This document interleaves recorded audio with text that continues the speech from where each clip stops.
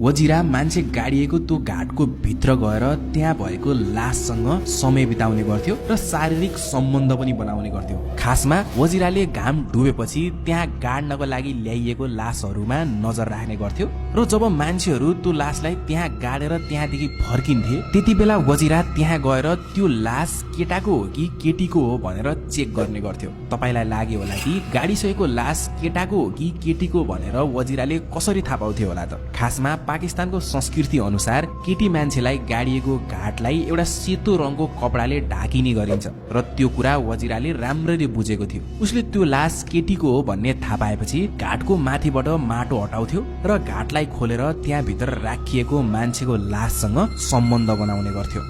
मोहम्मदले वजिराको मुखबाट यस्तो कुरा सुनेपछि एकपटकको लागि त ऊ सक हुन्छ। तपाईँ आफै सोच्नुहोस्, मोहम्मदको ठाउँमा तपाईँ भएको भए तपाईले के गर्नुहुन्थ्यो होला? वजिरालाई रोक्नुहुन्थ्यो होला या पुलिसलाई भन्नुहुन्थ्यो होला? तर मोहम्मदले यस्तो केही पनि गर्दैन, बरु उल्टै वजिरासँगै मिल्छ र उसले जस्तो गरी नै मोहम्मद पनि त्यो घाटमा ल्याइने केटीहरूको लाससँग सुत्न थाल्छ।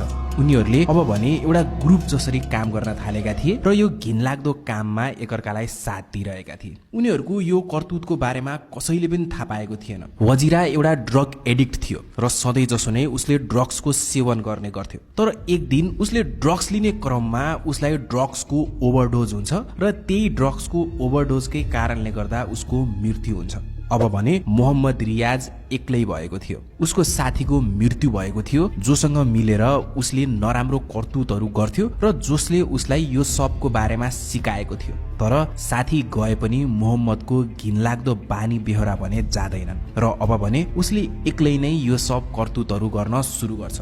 र त्यसै गरी नै एक दिन मोहम्मदले शमशानमा काम गर्दै थियो र सधैँ जसो नै शमशानमा एउटा मान्छेहरूको ग्रुप आउँछ जो त्यहाँ लासलाई गाड्नको लागि भनेर आएका थिए र पछि मोहम्मदले थाहा पाउँछ कि त्यो एउटा केटीको लास हो भनेर।